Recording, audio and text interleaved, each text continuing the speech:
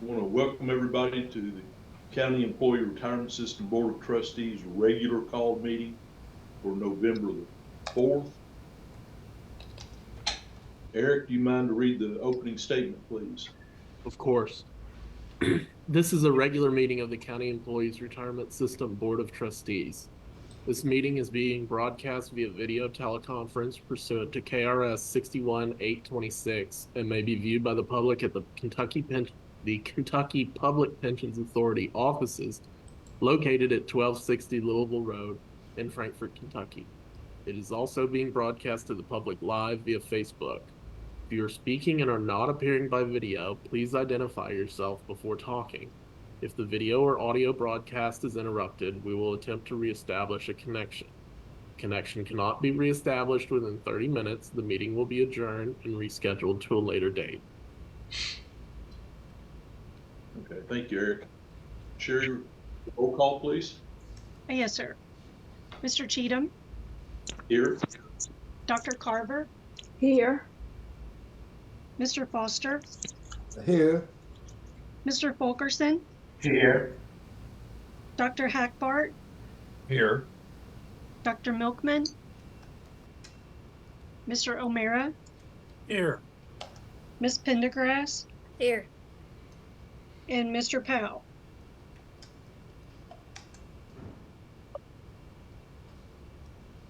Jerry? Mr. Powell?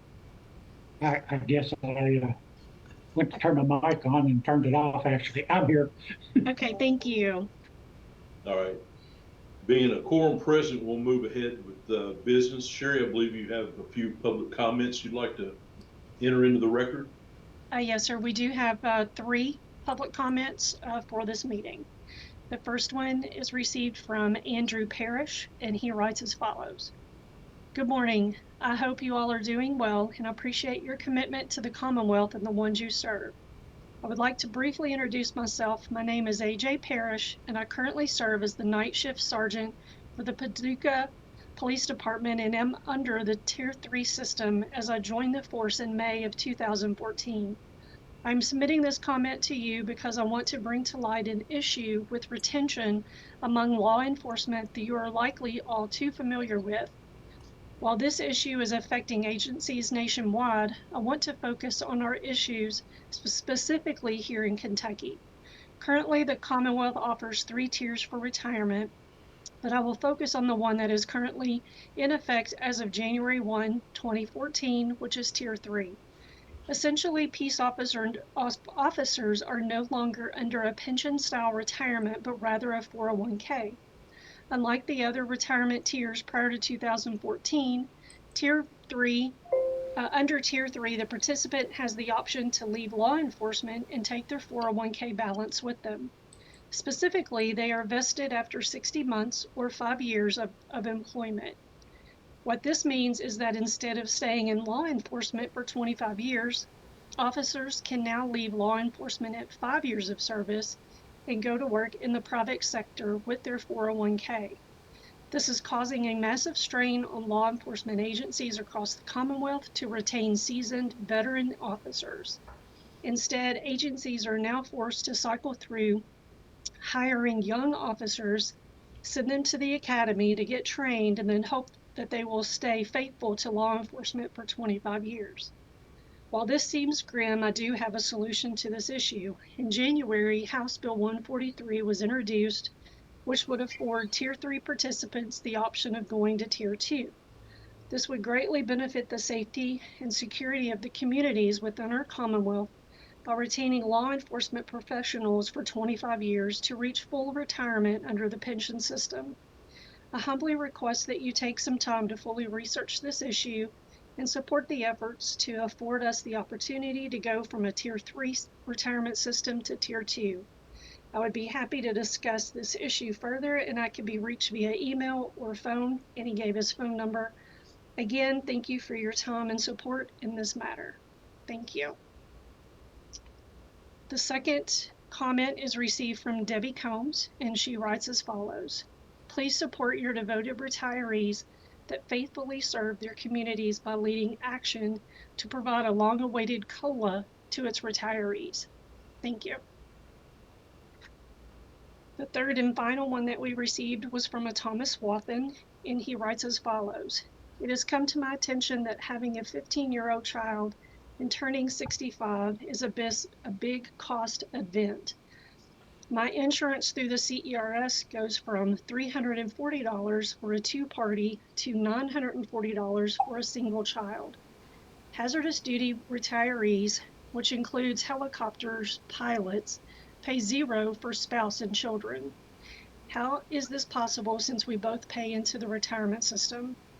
A person cannot afford this retirement with children unless in the hazardous duty retirement. I had a hazardous duty retirement job being an electrician and working at a wastewater treatment plant that has constant odor complaints. Can you shine some light on this being 7 days away from election time? Thank you. Okay. Thank you, Sherry. Reiterate from the last meeting, Ed is responding to each of these comments so that people don't think we just read them and move on. So Ed, appreciate the effort to reach out to these three individuals. With that, we'll move on in. I don't have anything to add at this point as far as the chairman's corner. So we'll move on to approval of minutes. You had distributed in your packet a set of minutes from the September 9th Board of Trustees meeting. Are there any changes, additions, or deletions that need to be made? Hearing none, I'll entertain a motion to accept. So moved. Motion, Second. Mr. Foster, and seconded by, I believe, Bill O'Mara. Any discussion? All in favor signify by saying aye. Aye. Aye. All opposed, nay. Ayes have it, minutes passed as presented. Next item on our agenda is an update and I believe some business that we'll need to vote on from our actuarial committee. Mr. Did we Foster? approve the September 17th minutes?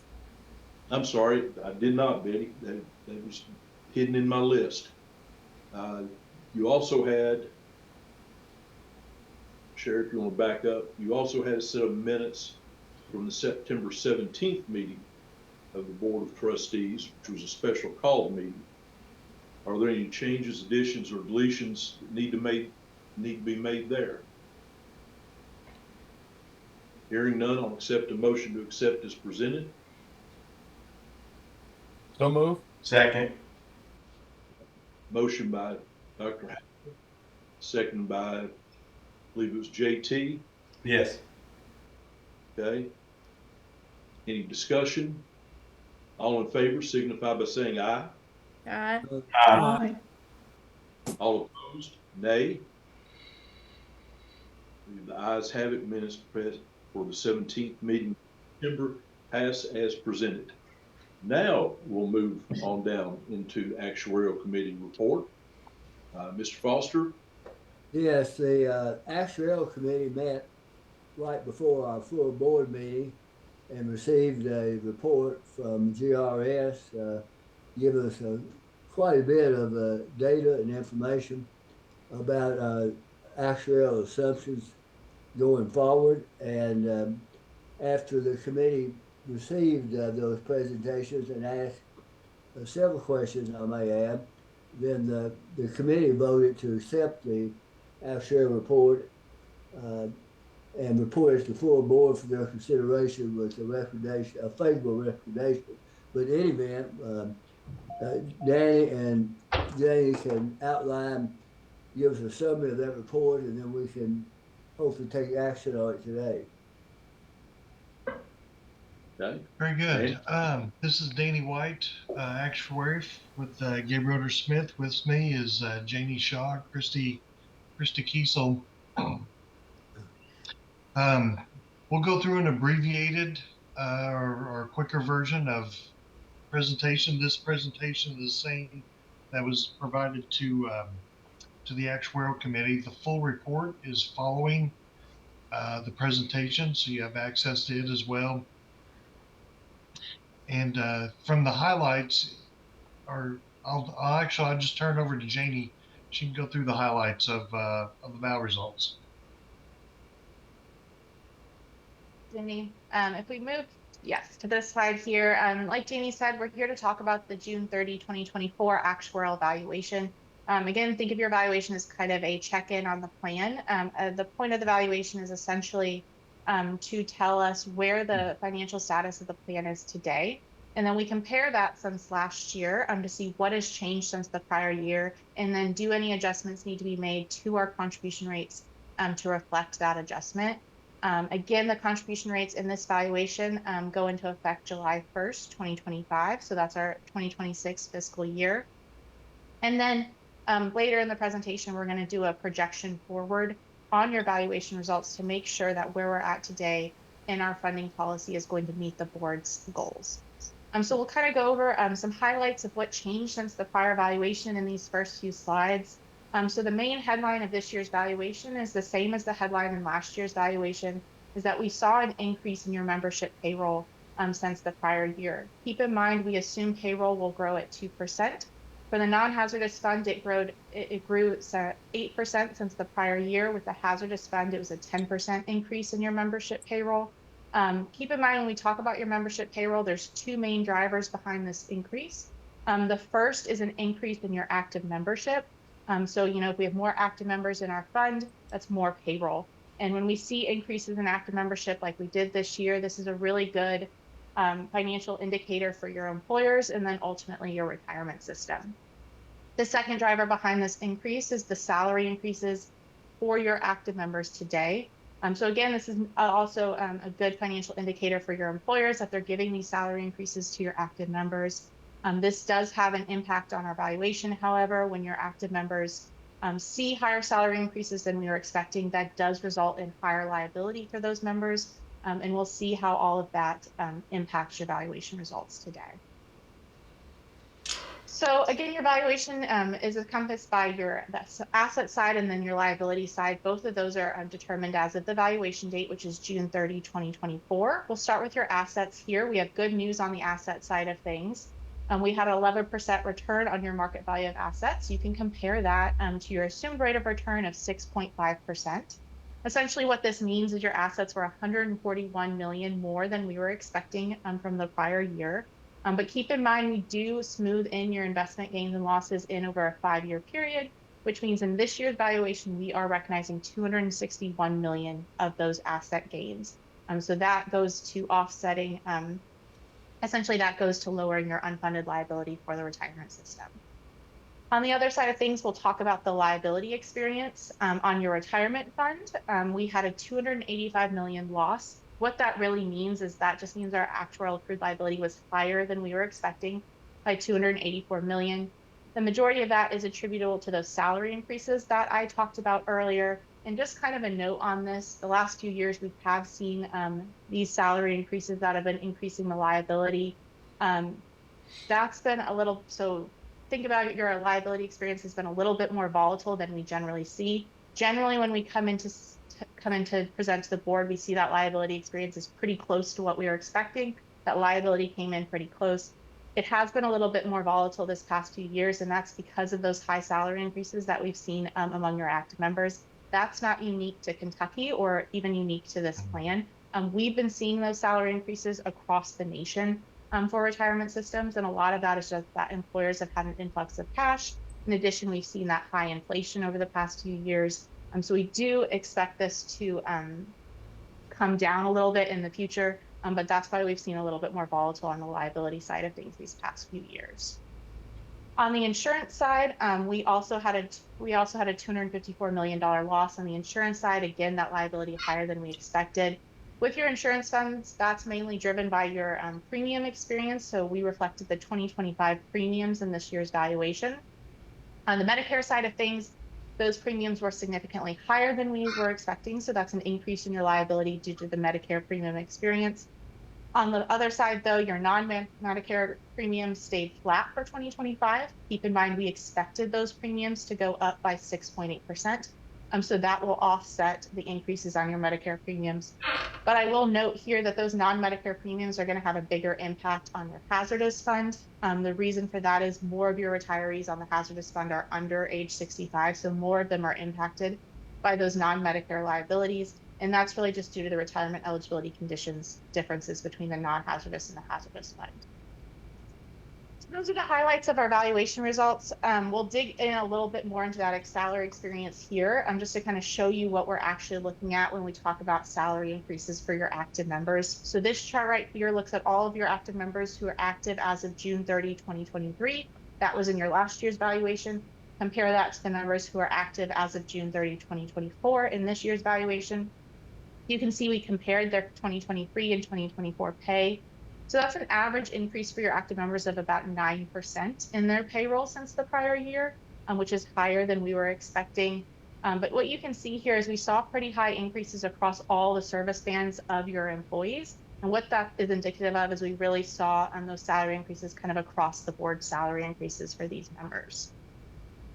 So ultimately, how does this impact your valuation results? If we move on to the next slide here, again, like I said, this year's valuation is going to set the contribution rates that go into effect July 1st, 2025. So you can see your contribution rates are going down across all funds as a percentage of payroll. And again, we expect these contribution rates to stay level or even go down a little bit since the prior year over year, but they did go down more than we were expecting. So keep in mind when we have an increase in your liability that we weren't expecting, we do have to have more contributions to pay off that change in your unfunded liability. But now we have more payroll to spread off the cost of that unfunded liability among your employers. So what that means is as a percentage of payroll, your contribution rates are going to come down. If we move on to the next slide here though, if we look at the required contributions as a dollar amount, you'll see that on your pension funds, those did go up from the prior year. Now, keep in mind, we do expect this to go up with your 2% payroll growth assumption each year, but on the retirement side of things, they did go up a little bit more. And again, that's to pay off the higher liability that we saw from those salary increases.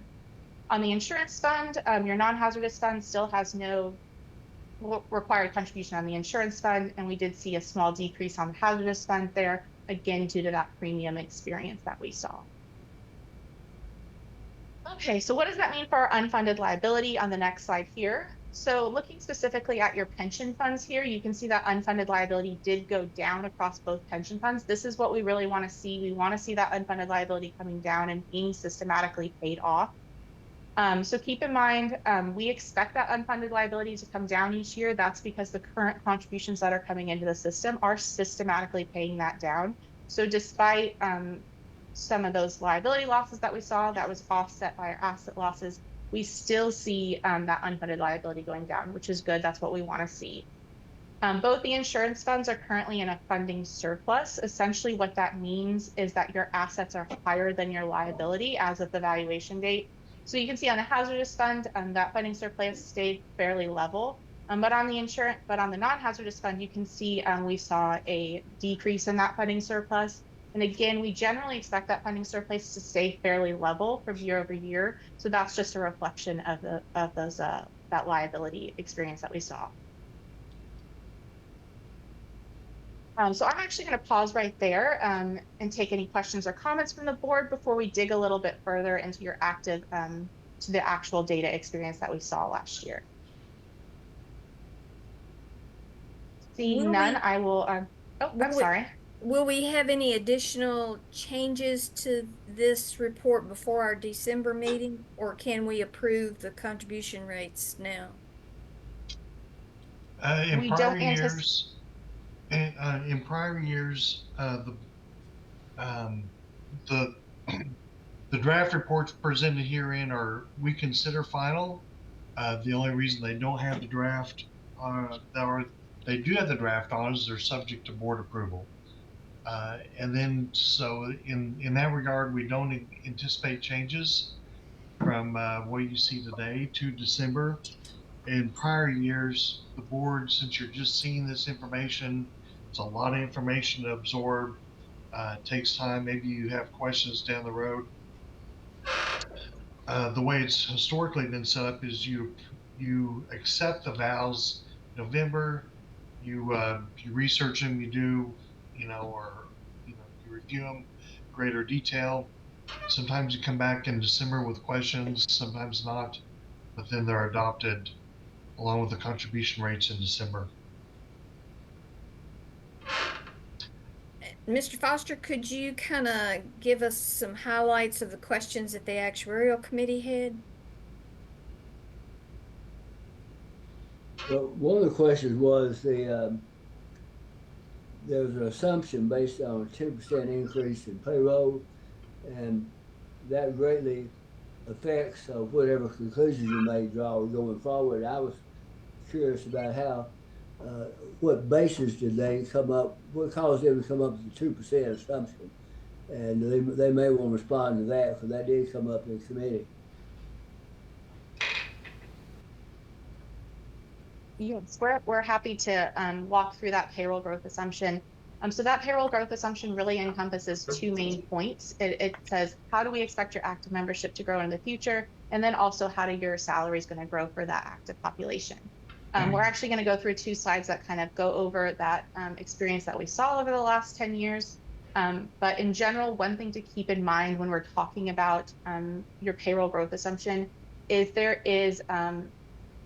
there's a risk for the adverse experience of that payroll growth assumption. If the board remembers, that assumption was at 4% in 2017, and we brought it down to the 2%. Keep in mind, when you have that payroll growth assumption, essentially what we're saying is those payments to pay off that unfunded liability are going to grow by that 2% in the future. So if you increase that, essentially what you're doing is you're backloading those contributions to pay off that unfunded. So if you don't meet that payroll growth assumption, that's going to stall in paying off your unfunded liability. So one of the reasons why we recommend staying at that 2% assumption, despite the fact that we've seen some good salary experience these last 2 years, is because of the risk of that adverse experience is higher than when we come in and we have one good year of your salary experience. But with that being said, I'll actually turn it over to Chrissy to kind of dig deeper into the experience that we saw as far as your active membership and your payroll. So we're just going to start here with our active membership count. So Janie already let us know we did see an increase in the active membership across both the hazardous and non-hazardous funds this year. However, we can see looking back over a 10-year period, we really have relatively flat increases on average to our membership payroll in both funds. We are looking at this 10-year period to really give you an idea of the full economic cycle within the plans, each of them. As we mentioned, there are multiple sides to that payroll growth, and one of them is going to be with active membership growth. You are going to have more payroll because there are more people to pay. So we are going to see that impact in our payroll on the next slide. So I believe this is really the slide that it's the big result this year. This is really our focus, is looking at this membership payroll. And we can see in both funds, we've had 3 years of payroll growth above what we have expected. Those 3 really strong years of payroll growth have increased that 10-year average to 3.3% for our non-hazardous fund and about 4.5% for the hazardous fund. Those increases to the average are being heavily influenced by these last 3 years of large increases in payroll. And as Janie mentioned before, this is going to mean an increase in our future liability, but it also means that we're having an increase in the contribution we're expecting coming into the system, since you do contribute as a percentage of payroll. If we do look before those 3 years with that big incline, we are seeing that the average growth year to year really was staying near or under the 2% assumption that we have. And we really don't want to overreact to this current experience, which is many factors are coming into it right now. But as we discussed it in the meeting before as well, some of that is a catch up. Some of them are current inflationary factors within the economy. And we're not going to overreact now and say that this is a trend we're looking at forward. But similar to how we're showing you this history here, we are going to keep track of this trend moving forward, and we're definitely going to be seeing if it becomes a trend or if we're going to be flattening out again in future years, as we're not sure that this current growth level is sustainable moving forward. I will pause there since the payroll is kind of the big result this year. So if there were any questions about this. Have we compared the payroll growth and the headcount growth to the changes in the contribution rates? It's one thing that we have heard as trustees in the past, that when the contribution rates were higher, there were fewer increases and fewer new hires on the employer side. And now that employer contributions are starting to decrease, we're seeing a trend upward in the headcount and the salaries.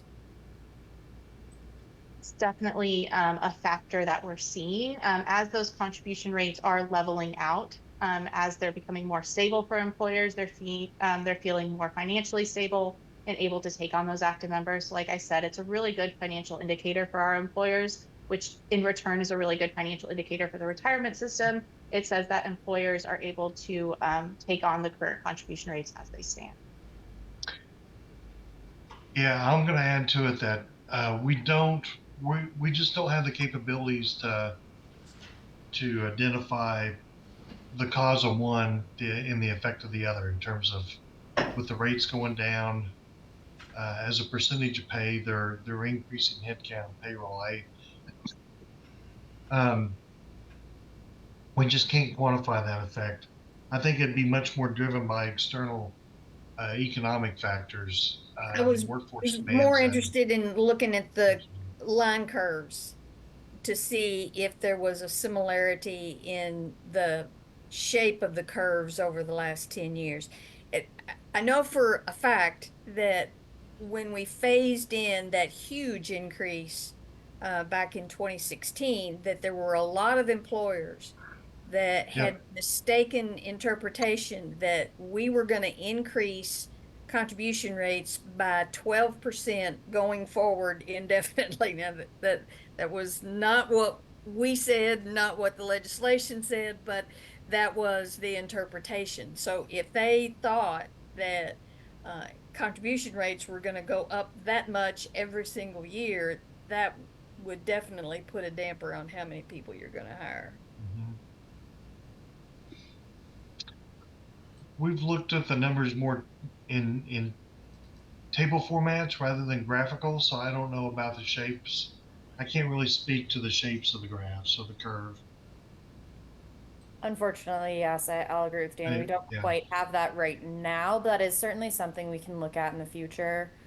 To that extent, they are still contributing on a percentage of payroll, and that percentage of payroll is if you have less pay and we need to contribute more, that's going to have a much more severe impact if they're making their decisions based on that. Yeah. Danny, I'd like to see, and you may have it in some of this data, missed it, of that 9% payroll growth, what percentage of that is coming from new employees and what percentage of that is due to pay raises. I think that would give us a little bit of an indicator as to what's going on in the marketplace. Mm-hmm. I'm making notes. Okay. You know, if you're handing out a pay raise, that's easy to not do the next year. But if you're adding employees and that's where it's coming from, you're making a long-term commitment here. Right. I would say, I don't have the exact numbers in front of me, but if we did look back at the slide 5 where it was showing the continuing active increases, and that was about 9%, I believe, for the non-hazardous plans, and it was about 9% for both non-hazardous and hazardous funds. And then when we're looking at this, the overall growth was at about 8% to 9.6%. So we're kind of looking at bit of an even spread among the increases that are with continuing employees, along with the increases due to that increase in new members. Danny, for the rest of the trustees that weren't in on the actuarial, that slide that you were just at that showed the numbers of people in each.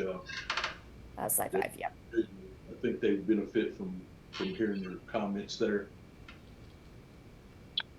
Yeah, a couple observations there. One, again, as Christy noted, we've seen this across the country. The question I have, and I ask internally, is how much longer will we continue to see this? It's not at a particular service band per se, other than you got the first 5 years, but the increases generally are more across the board type merit or inflationary. But the other observations I made was if you just look in the last 5 years, how much these are continuing actives. They were active last year, active this year, so we don't have any new hires. But if you look at the younger service individuals in both non-has and has, it's a significant number of new members in the last or have less than 5 years of service, even on that 6 to 10. So these are your tier 3 members that are earning tier 3 benefits. So it's well over, it's half your population right there, first 10 years. But anyway, that's this explains this year, and we're curious to see how this will evolve and change over the next 2 or 3. It's going to go down. It's just how quickly and when.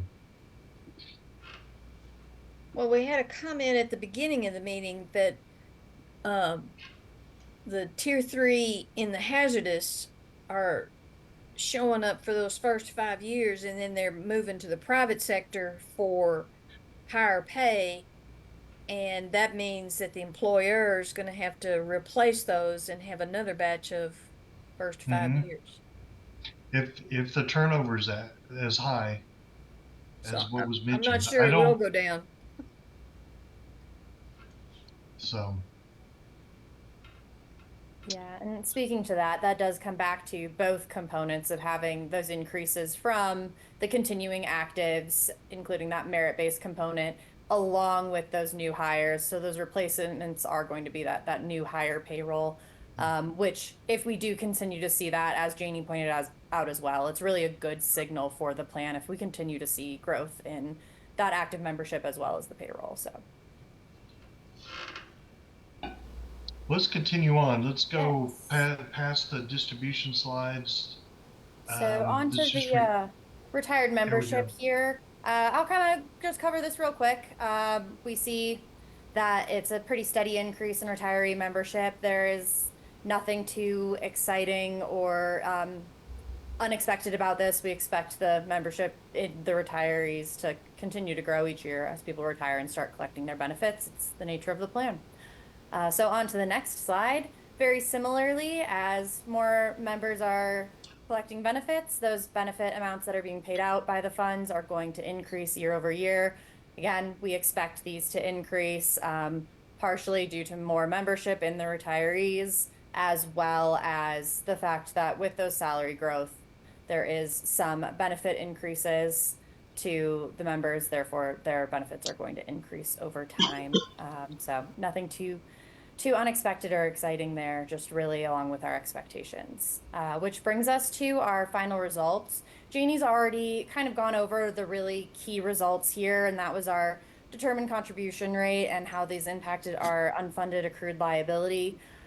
Just to break it down a little more here on this slide, we can really see the components of the actuarial determined contribution, and that top line is going to be our normal cost rate, which is the cost of a member accruing benefits each year in the plan. And we see that across the board, that rate has gone down.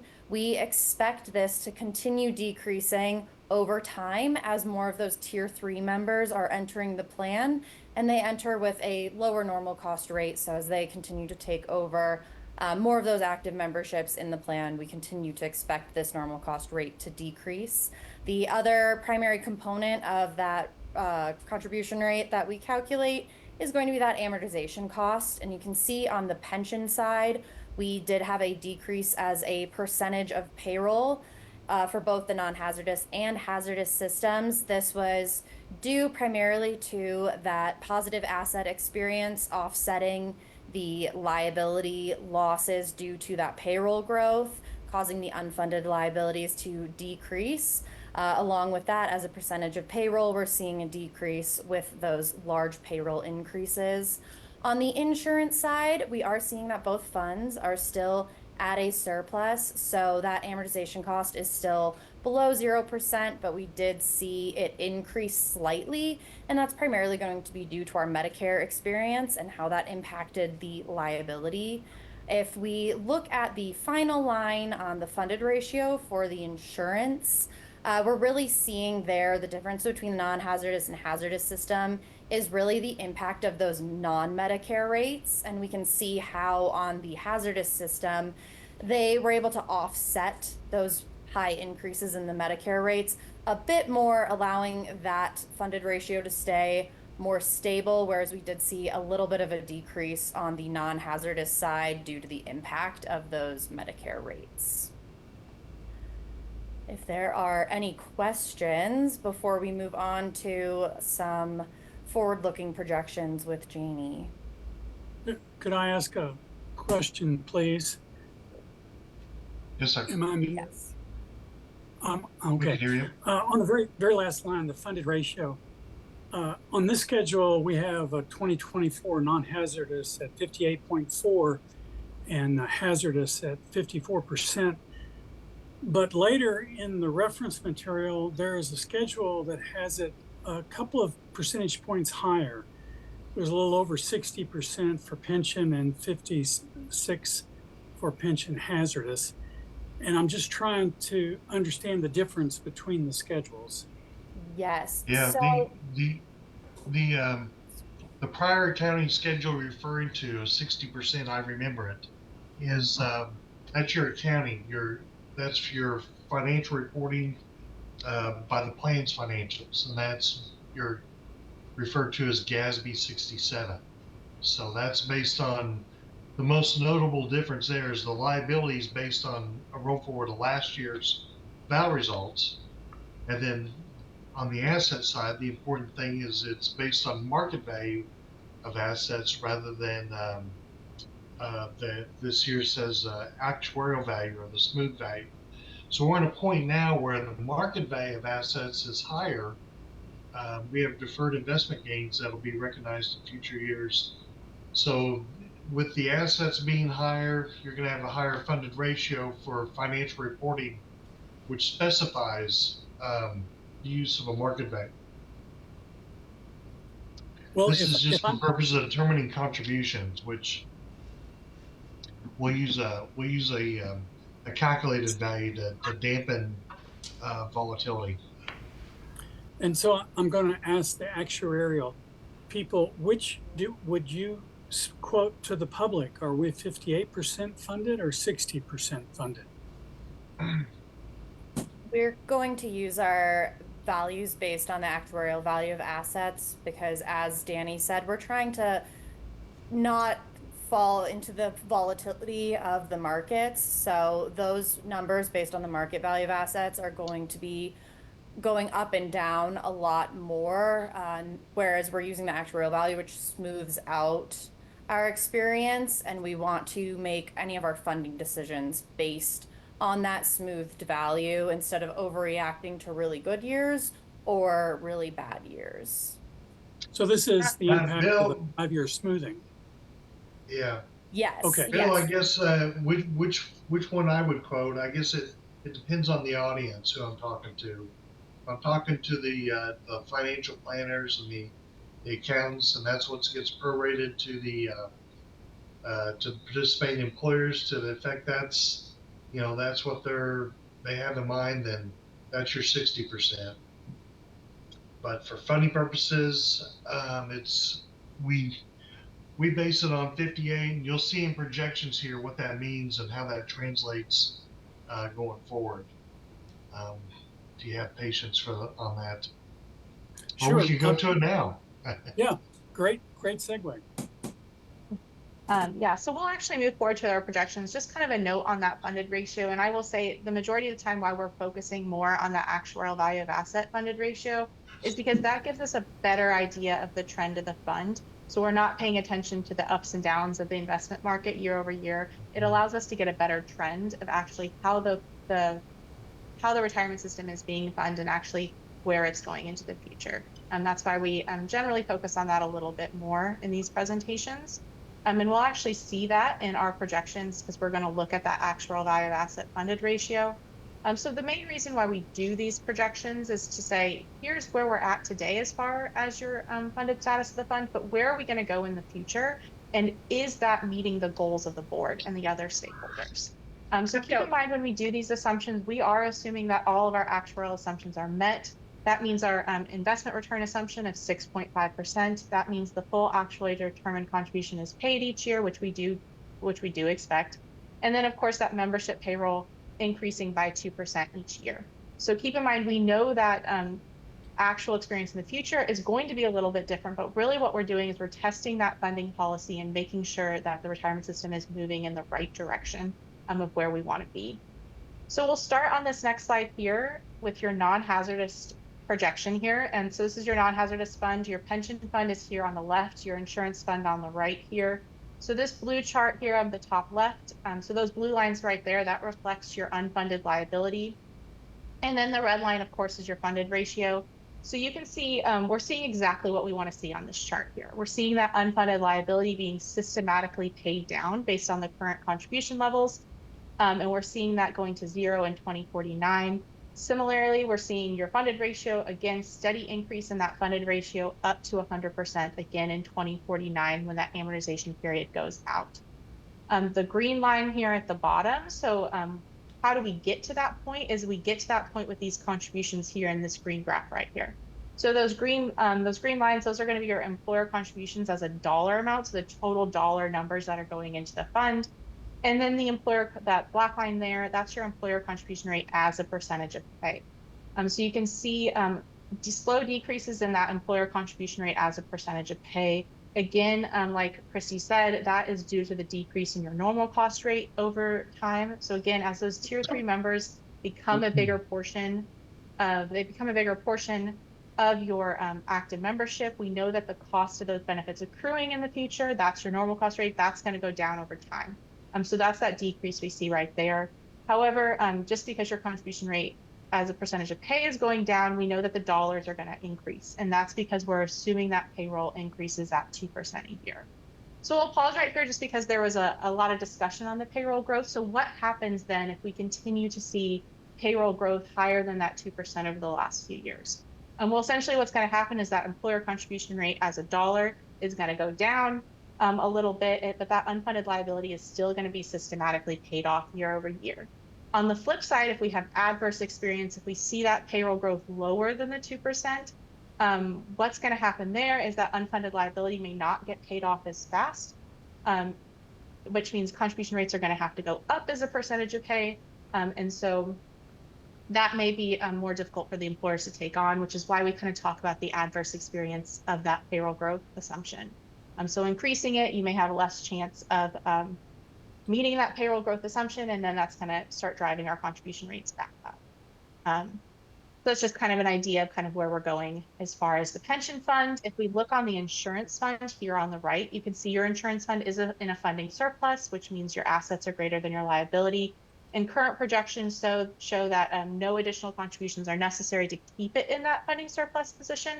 But I will say this is not a guarantee that we will not need additional contributions to this fund anytime in the future, because we know that your insurance funds are inherently more volatile. And that's really just because medical costs change significantly more over time. So again, this is based on our current assumptions, but that's not a guarantee into the future. And then we'll briefly look at your hazardous fund as well. On the next slide here, you can see on the hazardous fund, the pension fund, again, this chart looks very different, just a little bit different numbers there. So you can see, again, you see your unfunded liability being systematically paid off by your employer contributions with that funded ratio reaching 100% in 2049. And then again, that chart on the bottom left there, again, similar chart similar to what we saw on the non-hazardous fund. You can see that contribution rate, that black line there coming down a little bit, but the employer contribution as a dollar continuing to increase with payroll. On the right side here, your insurance fund. So your hazardous insurance is has less of a funding surplus than your non-hazardous fund. Your funded ratio is just over 100% as of the valuation date. Compare that to your non-hazardous fund, which is 122% funded. So that's why you're seeing a little bit more movement in your funded ratio as well as your contribution rate dollars in this fund. So I will just make a note here. So you see those contribution rates going back up around 2040. The big driver behind that is the layering of our funding policy. So keep in mind, we had the initial unfunded liability that we are paying off in 25 years. Each year when we get gains and losses, those are paid off over 20 years. So we had some really good experience on our insurance fund. We had some gains that were offsetting that contribution. Those will run out in the next 18 years or so. But keep in mind, we're going to have 20 years of gains and losses before we get to this time. So we do expect this experience to smooth out over time. Of course, if it's not smoothing out as we expected, we will talk to staff and of course the board about any changes that may need to be made. So I will wrap up real quick and then I'll take any additional questions or comments from the board. But really kind of the closing comments of this year's valuation. So we saw that increase in the active membership. That's a real positive signal for the retirement system. It's a positive signal for our employers, which again is a positive signal for our retirement system. So we've made some really good progress. The retirement system is on track to keep paying down that unfunded liability, but it's always important not to take your foot off the gas. It's important that we maintain our current funding policy to get that unfunded liability paid down and then continue making those actuarially determined contributions. And with that, I will take additional questions, comments from the board. I have a question about the implicit healthcare subsidy. I was reviewing some reports here in the last few weeks, and I've noticed that teachers does not have a implicit healthcare rate subsidy in their OPEB plans. They are using the same active insurance plan from the Commonwealth of Kentucky as we are, but they use the same discount rate rather than a lower discount rate that anticipates a period of time when the cash flow in the insurance system is not enough to cover the cash flows required for the system. I'm confused why we include an implicit rate subsidy in our system, since the CERS trust is not going to be paying any contributions to the Kentucky active employees healthcare system. So I'm just looking for some clarification for why we use that lower discount rate where teachers is using the same discount rate. Mm-hmm. Sure. Sorry, go ahead, Jamie. I can speak to that. Go ahead. Great. No, I'm sorry. I can't speak to specifically what the teachers are doing. I don't have their report right in front of me, but I can speak to what we're doing. So the implicit subsidy that you're referring to is essentially those pre-Medicare premiums, those pre-65 premiums that are being paid, those premiums are set based on the entire active population of Kentucky. But when we talk about just the liability for those retired members, we know that generally the older a member gets, the more expensive their health care is going to be. And so there is an additional cost of what's coming. Essentially, those members are going to be more expensive than those younger members, in their 20s and 30s in the retirement system. GASB actually requires that we take into account that additional liability. No, it doesn't. I looked in 74 and 75, and when they updated or revised the standards, GASB does not include any provision on an implicit healthcare subsidy. They did in 45, but they don't in 74 and 75.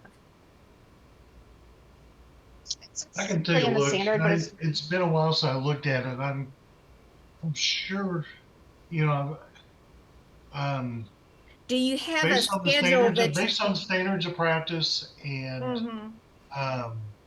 I mean, I which goes back understand to how that that subsidy works. Do we have a schedule of cash flows that shows when the CERS system runs short of cash in the insurance system and has to use that municipal bond index rate?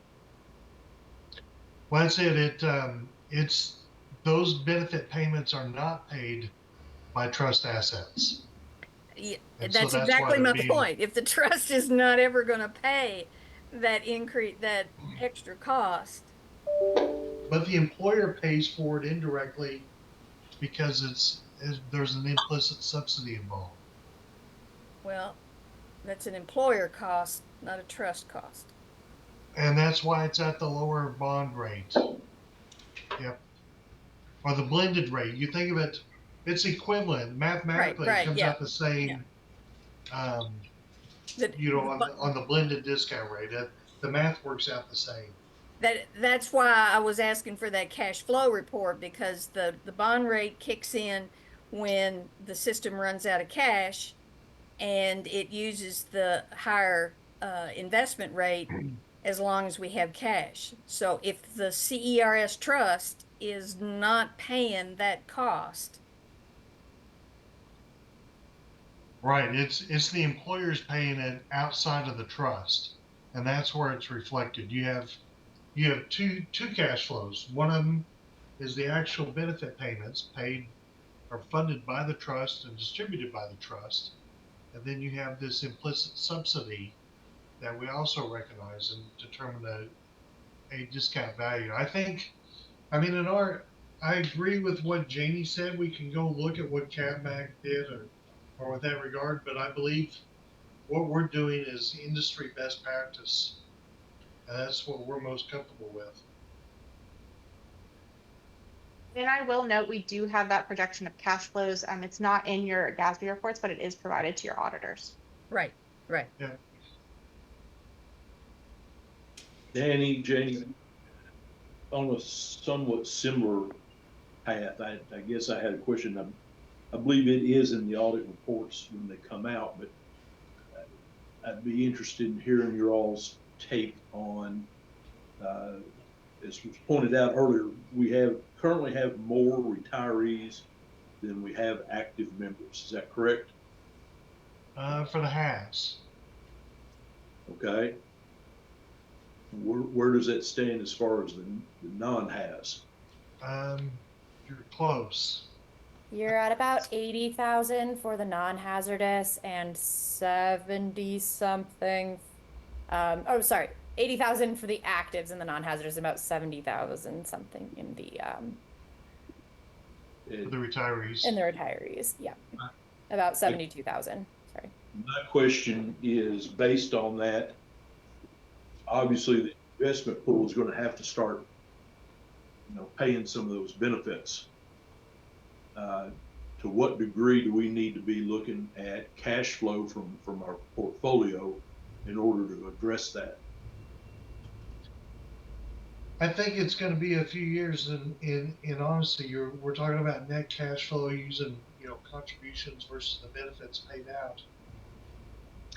If you go back and look at the projections for the C non-HAS,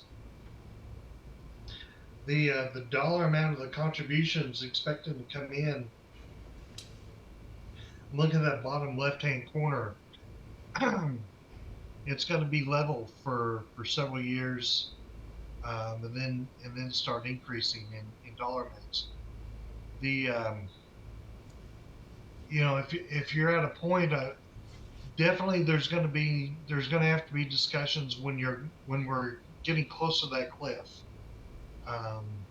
2048, 2049, but we're so far away from that I don't want to get distracted by it from then. But from what I see going forward, the projected benefit payments and the projected contributions that you have should be reliable for the next 5, 10, 15 years for cash flow making decisions or liquid.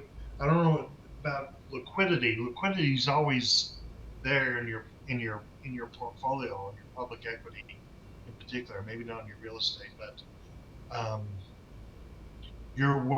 what you're looking at or what you're looking for is what point do you need to start selling assets to manage to pay benefit payments? And I think you're a ways from that, from having to change what policy you have in place. You have a policy in place now. I think it should hold true for the next, at least the next 5-10 years.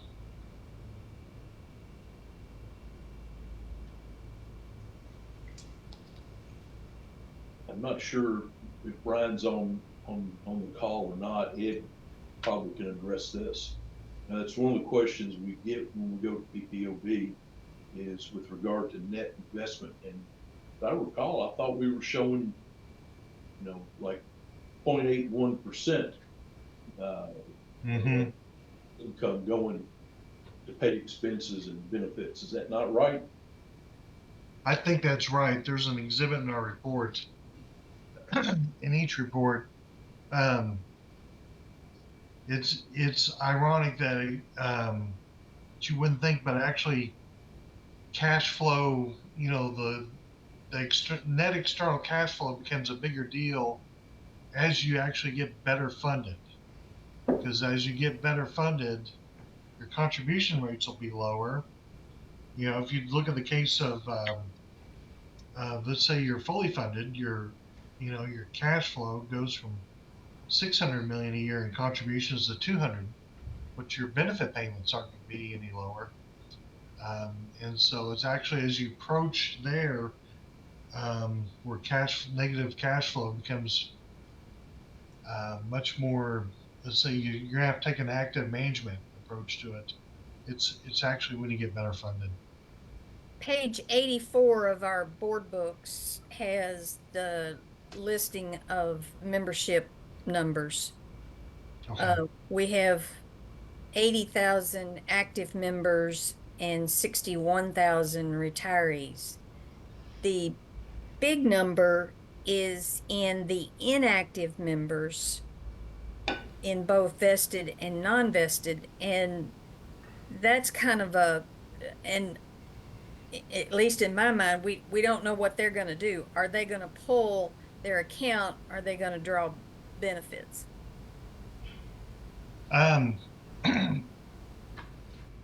Fortunately, yeah, we agree on the behavior. The behavior is somewhat unknown.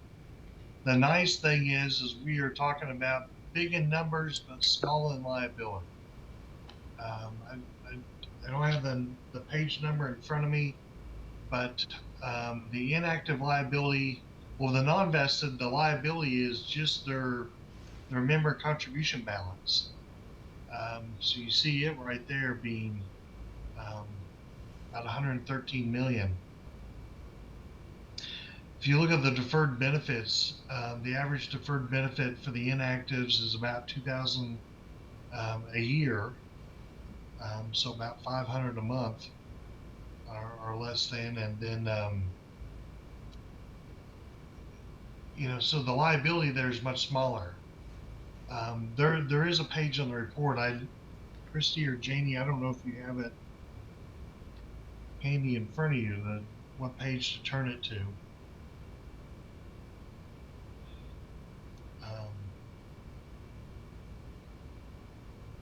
The main difference we're talking about here is when we talk about your inactive members versus your current retirees, we're truly talking about, those short service members, those members who get out pretty with not very much service, so their benefits are generally low. They still have a liability in the system, but it's a lot lower than what we talk about kind of your career employees who work their entire career in CERS and then retire with a much. And so that's why we there's a lot of those inactive members. There's a lot of members with a little bit of money in the system, but they just don't impact the retirement system as much as your career retirees.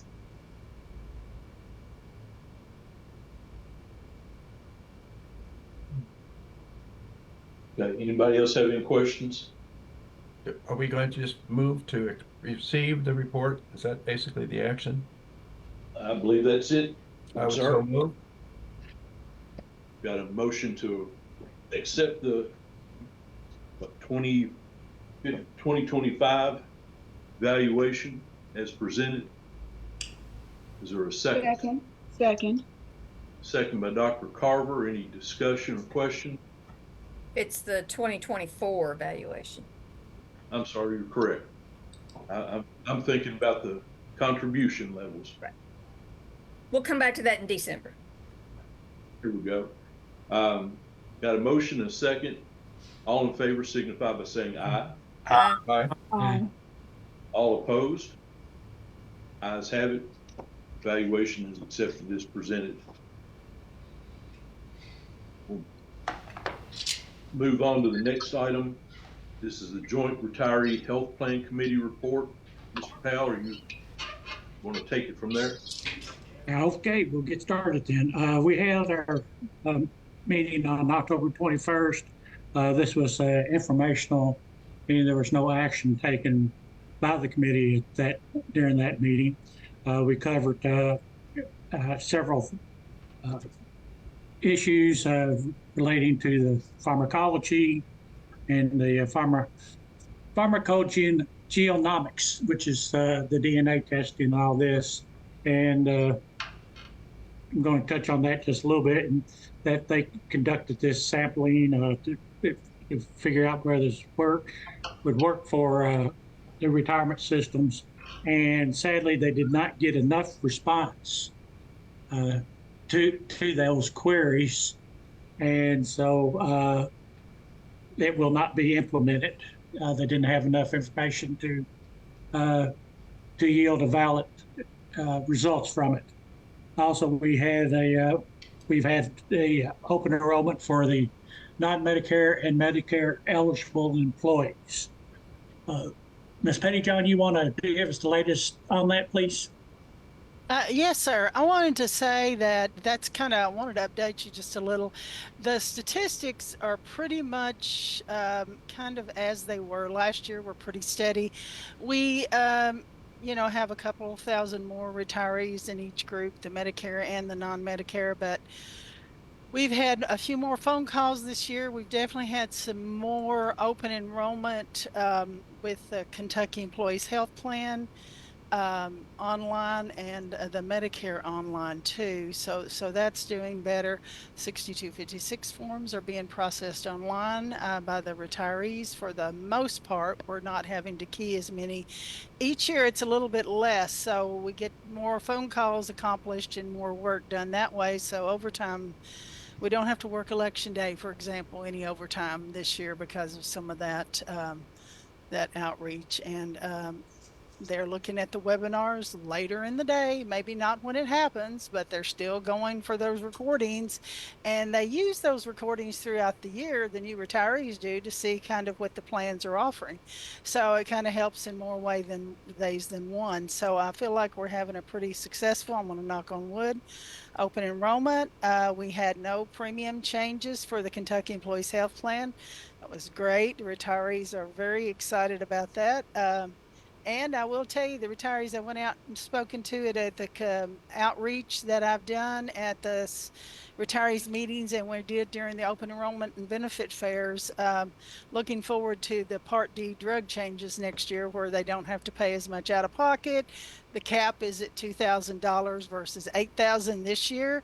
Those are changes coming directly from Medicare, which, I think Janie alluded to a little in her presentation that just kind of explains what happened. We're paying more on the drug benefit than we had in the past. Medicare and the pharmaceutical companies aren't paying as much towards that benefit. So that's why it sort of has gone that way. And we'll see a few more changes in 2027. They're going to do something possibly.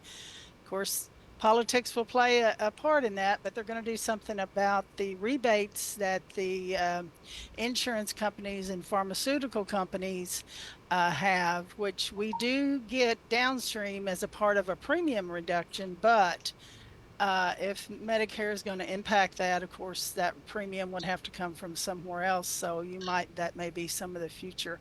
And that's all in the IRA that was passed, Inflation Reduction Act, the two things I mentioned. So the Health and Human Services could change that. Yearly, they look at these type of things. So that's the result of this year's review by them. I feel like the retirees are happy with that drug change. We'll see how it goes for them.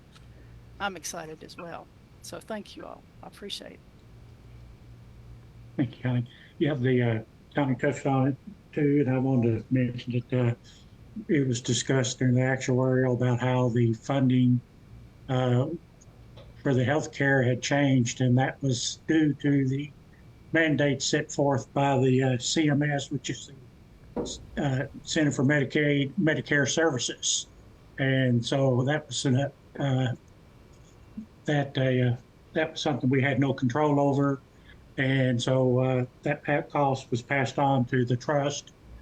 So that covers our report, unless somebody has any questions for either myself or Connie, or both of us. All right, thank you. Back to you, Mr. Chair. Thank you, Jerry. We'll move on to the investment committee report. Dr. Hackford. Doctor, you're muted right now. Sorry about that, Mr. Chairman. Thank you for the time. I'm just going to be, in effect, provide a report of activity in our committee. We had a special committee meeting on October 22nd, basically to deal with one issue of significance, and that was an issue arising from an option that was presented to us from Kane Anderson Energy about a possibility of really liquidating our investments or participating in a continuation vehicle. We had a time zone problem because we had to have an answer back on this issue by October 24th. And basically the situation was that we had, the option to invest in the continuation vehicle or liquidate our investment, which would be subject to a 15% separation fee. We had a lively discussion of the option, even though our staff was pressed in terms of their due diligence because of the time zone problem. After considerable discussion and consideration, and due to the exigent circumstances, we considered, and the staff recommendation and the consultant's recommendation, and we decided to unanimously approve the move to the continuation vehicle. There probably are some issues involved here, some discussion issues, but we felt that this is probably the best thing to do at this point in time. And that going forward, maybe some of the time zone issues of potentially, if there are similar situation arise, that we might be able to handle that more efficiently. But that basically, it's just a report that the investment committee took the action based upon our investment policy to approve the action. And I think the staff moved ahead to basically approve our involvement in the continuation vehicle and reported that out on October 24th. And if there are questions, I think Steve or Anthony are here this afternoon to clarify those issues that might be associated with this action. But in effect, we basically reported what we did at that meeting. And so, Mr. Chairman, that's where we are. If there are questions, I think Steve or Anthony may be able to hand that. Unfortunately, I'm going to have to leave at 3:30 in case we're not complete at that time, so I will have to depart, but that's our report. Steve, you want to give a little overview of what went on with this, the time crunch involved and the dollar figure involved? Sure. I think I'm going to provide a little information to Anthony as well. And Sherry, on page 149 is the investment recommendation that was presented to the investment committee that Dr. Hackbark referenced. And as he mentioned, the portfolios are currently invested in the Kane Anderson Energy Fund 7, which is a 2015 vintage private equity fund, which had a total of about $2.1 billion of committed capital, of which the pension and insurance trust, so across K, SPRS, CERS, insurance, and pension, committed a total of about committed a total of $100 million. As Dr. Hackbark mentioned, Kane offered investors in their existing private equity funds the option of either selling 100% of their indirect interest in a portfolio company called Kraken Resources LLC, which was held across multiple Kane funds, or retaining 100% of their indirect interest in Kraken Resources through an investment in the KEPE continuation vehicle. Dr. Hackbart mentioned, unfortunately, the deadline imposed by the general partner to the LPs to make their election for this transaction was shorter than what staff would consider ideal, with elections due by the close of business on the 24th. Anthony is going to provide a very detailed timeline of this specific transaction, as well as the status of the remaining investments in Fund 7, which is our investment. But I wanted to provide some general comments on continuation vehicles, as this has been a topic that's come up a couple of times now, and we expect activity to continue for continuation vehicles. And CVs have existed for many years, but historically they were used to address troubled assets and funds. More recently, GPs have used them as a way to manufacture exits of strong performing assets in their existing funds to provide investors liquidity options in stalled markets. As we know, realizations, especially in private equities, have been significantly depressed over the last several years. That's proven difficult for investors if they've committed new capital to new funds but haven't had realizations from their older vintage funds, which causes a denominator effect for their exposure to private equity overall. So a lot of managers are being creative in how they're offering liquidity options to their investors. As everyone's aware, these are very long-term partnerships. Obviously, this is a 2015 vintage private equity fund. And once an LP is committed, they're largely at the will of the general partner. That's just the way the funds operate. The timing of CVs can vary significantly and are often difficult to predict with any certainty. During the investment committee, Vicki mentioned that at the recent ILPA conference she attended, she heard from plans that had only 1 week to make an election. So this one was a little bit longer than that, but again, less than ideal from our perspective. Generally speaking, once the decision is made by the GP that they would like to test the CV market, they don't need to get approval from the LPAC to speak with third parties about the asset and gauge interest.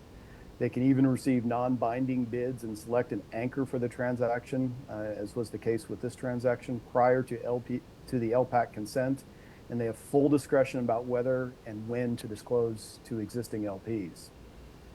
Depending on the legal agreements for the fund, the GP may need approval from the LPAC, but not all agreements require LPAC approval for CVs. And even if they do, it is up to the GP whether to provide any formal notification to all investors. Since the process to transact is already underway, in some cases, non-binding offers may have been submitted and anchor has already been selected, the process, as we saw in this case, can move very quickly.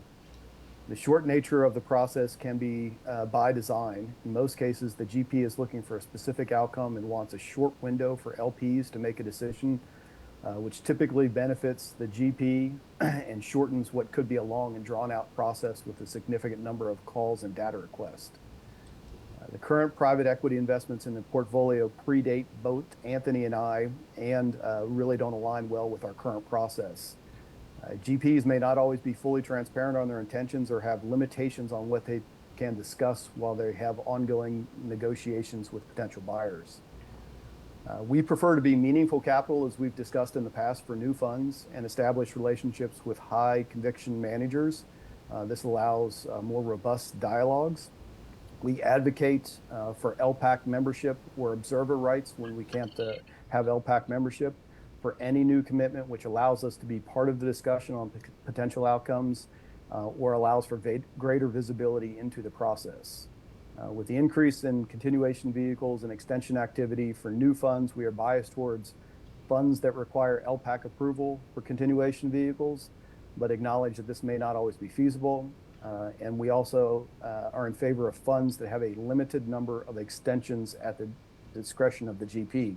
So those are what we look to achieve with new investments. Unfortunately, many of these older vintage investments, the legal agreements in place really don't align well with our current standards. So that's something we deal with on an ongoing basis. And we really treat these vehicles are much like co-investments, not only from a timing perspective, typically with a rather short fuse, but also from an underwriting perspective. I would think that the best course of action for these types of investments would be to follow what Wilshire's recommended and to handle similar to other sophisticated pension plans, and that would be to grant staff flexibility and discretion to make those investment decisions, or at the least handle them in the same manner as co-investments are being considered in the new IPS, which we think would alleviate the governance burden for the IC and the board, and the necessity to call meetings in a very short time frame. With that, I'm going to hand it over to Anthony to kind of walk through what the timeline was for this specific transaction. Sure. Thanks, Steve. ILPA, these CVs have been, like you said, have been happening for a long time, and more recently they've been in vogue as liquidity has basically, ground to a halt after interest rates went up. So one of the ways they are able to do this is to find buyers that are willing to buy the asset, but not take control, because the GP gets to maintain control. So what that means is usually these have been secondary buyers, and those folks tend to insist on a discount for their entry. They don't have governance, or they don't have the right, they don't have control. So they are getting it. They usually get it at some kind of discount, but obviously that's at the expense of the selling investors. So the standard that ILPA put out about a year and a half ago is 20 business days, which is short. So I guess it ends up being about a month in terms of calendar time. We are not on the LPAC of this fund, even though the Kane fund, even though we are, you'd think $100 million is a lot, but that's, not even 5% of the fund. So we're not on the LPAC for that, and we are not in the most current fund. So between those things, those tend to, you get a little bit less information rights as opposed to the ones that we have done since we've been here, and we've usually worked with less managers at bigger size, so that we are important capital, and we are usually in the loop for things that are happening. So in this case, they told everyone at the annual meeting about it at dinner, and then they sent the email to everyone, all investors, that night about 10:25 p.m. our time. So that starts the clock on the 20 days, which was so September 25th to October 24th in this case. So I think I was obviously at the meeting, which happened the next day, and then I talked with Steve about it, and so we were in communication. And I think it's, obviously the first thing here is we knew it'd be important to talk to legal. Been here long enough to know that there's some things that are no-go, especially things that have changed since a lot of these commitments have been made. So it can really save us a lot of time if we find out it's a non-starter.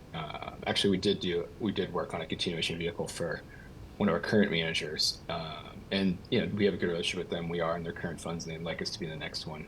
And so they insisted all along that the legal would work, but at the finish line it didn't. So there was some fiduciary reps that didn't work out. Unfortunately, Vicky and me and a lot of people burned a lot of time on that. And so that's kind of where that's kind of the first steps in our process, is we can save a lot of time.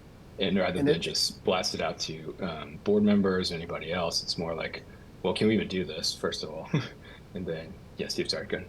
Yeah, and that's these again were done under a different regime. So the 2015 private equity, that's some terms that we can't we don't accept in current documentation. So the feasibility, the other hurdle is typically in these CVs, especially when they have large anchor investors, the terms are struck. They're typically not flexible. The legal terms, we can negotiate all we want. They tend to be what they call boilerplate.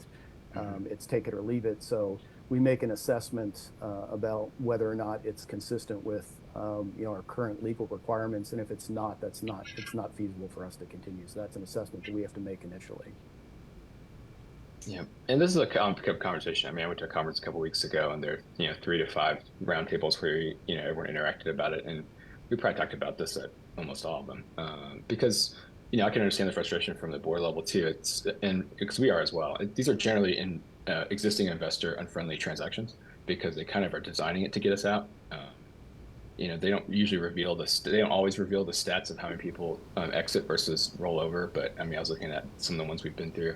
There's one where 9% rolled, and that's for whatever reason, right? It's just they don't know the reasons why, or if it's difficult, or they just rather take the money or whatever. But you can tell that that's the design, right? They're trying to get us out of here. So 20 days is a feature. It's not a bug. So even though the ILPA best practice is also to have a status quo option where we could just remain if we don't want to do anything, right? Because we didn't ask for this to happen. There just isn't one, right? Because they're creating a new vehicle, a legal vehicle for this, and given our governance, we must get approval for this as a new investment, since it's going to be in a new vehicle and new terms. And all that. So that's kind of the issue we have. And so like Steve said, a lot of times it kind of would be like a co-invest, and the governance would make sense to delegate, especially since, I mean, this Kraken $117 million is 6 basis points. I think most of the time, the continuation vehicles we've had, given the smaller commitments our predecessors made, we're talking 3 to 5 to 6 basis points per deal. So there's a lot of brain damage for a rounding error in our portfolio. so how, rather than elevating that to the board, I mean, it's hard to say it's even necessary whether it's for staff's time, given how little some of these impact it, unless there's a reason. Like for the Project CERS, there was ability to invest a lot more and make it a meaningful investment, whereas Kraken there was not, because there is so much demand already from different Kane vehicles and co-investors. So, which also tells you something. So that's kind of, it varies by each one, and the predictability of it is difficult.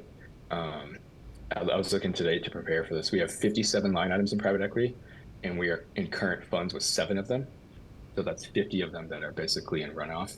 And so of those 50, to give you, the terms of, some relative thoughts about the size and how we spend our time, 35 of them are less than 10 basis points. So we're talking less than, and then 29 are less than 5.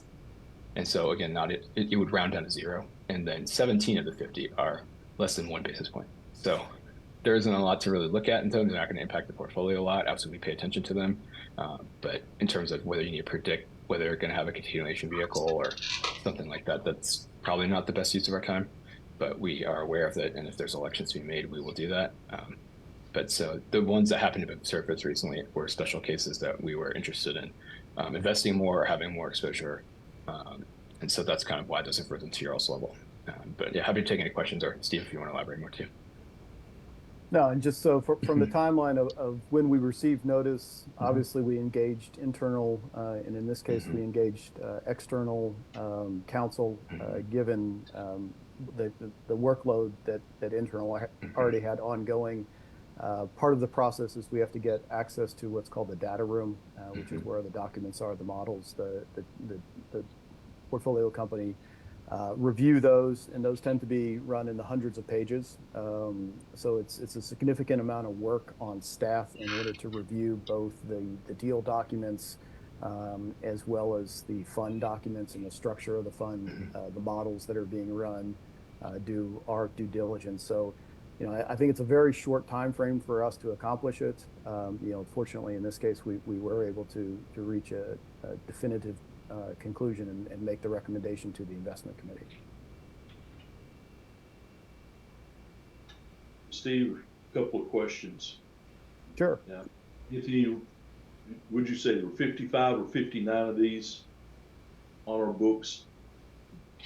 Is that correct? Yeah, those are different line items of different private equity vehicles that that KRS has invested in. Yes, 57. Okay. I would assume somewhere somebody's keeping track of when these things are due to mature. My understanding on this particular one, it was due to mature in about 15 months, give or take. Sure. I think I know where your question's going. 44 of the 57 are past their term. So the term, I understand the term in expiring means something to all of us as lay people, but in terms of these funds, they don't really mean a whole lot. They already are programmed into the documents extensions. So there's usually 3, maybe it can be 3 extensions, and 2 are at the election of the general partner. So they can just, essentially, instead of a 10-year fund, it's basically 12, because they're going to take it. And then maybe the next one will be at the LP advisory committee's approval. But even after that, then what are you going to do? I mean, because then there's terms in the agreement that call for wind up, but they do not force a certain time frame on the funds. So that's why we have some funds that are, I think we have 1 or 2 that can drink now. They're over 21 years old. So there is no forcing mechanism. We are smaller investors in most of these, especially from the past. So we do not have the influence to even stop them from charging management fees or expenses. There have been some, let's say, egregious examples of those I've seen, but given the documents, they kind of are where you are. And so, yes, you would think that expiration would force something, but obviously, when people are forced to sell something, they usually don't get the best price. So most of the GPs are able to argue that that's not in the best interest of themselves or investors, so they don't. And so I think I was looking through, there's even a fund of funds that would happen in 2010, and they just have basically infinite extensions. So the language they put in there, which I was a little bit impressed by how whoever agreed to that, but let me find it for you. It's interesting. Okay, 1-year extensions at GP discretion, quote, until all such investment funds have been wound up, unquote. So basically forever, as long as they feel like it. So that's invested in, I don't know, maybe 8 or 10 underlying private equity funds. So, you know, it was supposed to expire in 2019, and at the end of that, and obviously we're here almost 5 years later, and not that close to finishing, let's just say. So the maturity date is not necessarily a hard stop date. So what you typically get is you'll either, I mean, there's the continuous process at the GP level is for realizations, for exits, so to sell portfolio companies. So that's an ongoing process. Steve, the other, sure. Just a second, because I know Dr. Hackler has to go. Give him an opportunity if he had any questions he wanted to ask or anything before he had to. Thank you, Mr. Chairman. I think I'm fine from our conversation at our meeting, our special called meeting. So I think at this point, I'm sorry, I'll have to depart. So please continue. Okay. Thank you, Dr. Hackler. One of the parts of my question is from what I read through and looked at in this deal, it almost looked like they were spinning off the profitable assets and leaving the unprofitable assets in the Series 7. Is that a fair assumption? And if so, what's the exit strategy from that? And how much? Not correct. How much is left inside? Sure. There's around 40 million of value is what we have left in our interests in Fund 7, and most of that is 2 companies, like you indicated. One of them is marked at break even, and one of them is at more than 2x its money. So they've both gone into production. So they've been following their plan and acquiring acreage and drilling wells into production. So the fund has very much hit its stride in the past couple of years. Obviously, there was a changeover in ownership and strategy in around 2019 or 20, and so the 2 assets are a little different. One is an existing team that Kane Anderson has backed for years. I think this is the one that's in this fund is their 3rd asset. At the annual meeting, they mentioned they're going to work with these folks again for the next fund that they have. So that's a management team they obviously believe in and have worked with well. And so that's one of the assets. The other asset, they merged 3 portfolio companies together in Oklahoma and changed out management. And then that also has started production. They sent back about 20% of their cost basis in the past 2 years, 15% last year. So that has really been up and running. So no, they're not separating that out. That is a possibility, as you mentioned. There's actually several people who are raising funds specifically to do only these deals because some of the GPs want to hang on to these assets for longer because they think they know it well and they think it can grow further. And so obviously they can sell to another vehicle of theirs, have it partially funded by some other minority buyers, and then start it again. So you see, I mean, Leonard Green, I think, is raising one, Goldman, ICG. There's several people who are raising funds purely to do these GP-led, they call them GP-led continuation funds vehicles. So yeah, that is happening. It's not necessarily separated off from the other fund, and it can be that way, but in this case, I think the other 2 companies have pretty good prospects, especially one of them that's already marked above 2x. So. Steve, do you have any idea? Yeah, I would say, sorry. I'm curious of those, whatever, 55, 59 funds we've got out there, what's the total invested dollar in all those? I've got it. It's, all right, let me find it for you. So about 1.6 billion, right, which is around 5.7% of a $28 billion portfolio. So of the funds that are maybe current-ish that we're really on the 7 or so, it's 400 million. So 1%, 1.4%. Did you say 1.2? Okay. And then in the legacy fund of funds, you have almost as much. We still have almost 400 million tied up in the fund of funds. So you're talking about mainly Bay Hills and Horsey Bridge, but there's a couple others. Okay. All right. Anybody else have any questions of Anthony?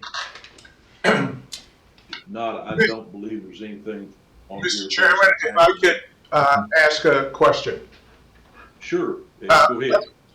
To Steve and Anthony, as you talked about the over 50 line items that are there for now, a little more over than $1 billion, you laid out about 8 to 10 reasons why it would be difficult to hands-on manage them. What I would ask of you is, wouldn't it make sense for you to codify those 8 to 10 action items that you've laid out and say, here's why it makes sense for us to handle these kinds of things because we know they're coming. Here's why it makes sense for us to handle it this way, and then present that to the investment committee and ask the investment committee to sign off on how you want to handle it. To me, that makes a lot more sense than simply saying, well, it's going to be random, but it is over $1 billion, and we just want to be able to handle it like a co-investment. I think we're getting a couple of things confused. We aren't trying to handle everything like a co-investment. It's just purely these continuation vehicle transactions, and they're not $1 billion. I'll read you the sizes of the last few of them. All right, the most recent one, the toll road one, 2 basis points, Kraken 6 basis points, Leonard Green 6 and 7 did one for 4 companies. That was 3 basis points. These are not things, they almost don't even rise to the level of something the staff should pay attention to, much less the board. They're rounding errors. They're stuff that you would, in your own portfolio, I'm sure you don't know what 2 basis point positions are or look at them. In this case, we know what they are. And if we are interested in spending some time on it, there's other reasons for that would require that, and that's why I would surface to the level of talking to the board. But I do think, Ed, for the purpose of the IPS discussion that's ongoing, we can propose language that we think would meet both of our objectives, the trustees' objectives as well as staff's objectives, that could kind of, as you say, codify how we handle these situations going forward. I think that's what Ed is getting at, and I don't like the idea of kind of operating in the gray area when these things pop up, whether there's a time constraint or not. I'd like to have a track to run on. Well, and I think like I said, we can certainly work with Ed to propose language. And again, this is, as Wilshire highlighted, this is relatively new. As we said, continuation vehicles have been around quite a while. It's not something we've not been faced with a ton of continuation vehicles. We can set some parameters. As Anthony mentioned, there will be cases where, electing it's going to be so de minimis. The sizing of our exposure to a portfolio company within a smaller fund that already is going to be not worth continuation. From an economic standpoint. So I think we can set some parameters in the IPS as the language is that makes a way that we think it's appropriate to handle these situations going forward. And again, they're relatively new. I would expect that we continue to see, this is going to be very market conditions dependent. If a GP can get the price they want for an asset, they would sell it as opposed to moving it into a CV. This is kind of the hybrid situation, right? They're actually selling it to an anchor investor essentially, but able to keep some of the upside for themselves and existing investors going forward. Ms. Pendergrass has her hand raised. Most of this sounds like a component of the IPS, and the investment committee has not finalized the IPS. Could we shift this discussion to the investment committee and bring it back to the board when the investment committee has a recommendation? I think that's exactly what we need to do, Ms. Betty. Okay. Ed, if you work with Steve and Anthony on appropriate language for the investment committee to review with IPS, I think that'd be the most efficient use of our time. Absolutely. Okay. Since there's nothing to act on under the investment committee report, I'll move on to closed session. Can I get a motion to, or I guess first question, Eric, is there a need for us to go to closed session? I think it would be helpful today. All right. So moved. Got a motion by Betty. You'll have a second by. I'll second for the litigation. Okay. All right. I have a motion and a second to go into closed session pursuant to KRS 61.810C to discuss pending litigation. Any discussion? Hearing none, all in favor signify by saying aye. Aye. All opposed? Ayes have it. Sean, if you can move up.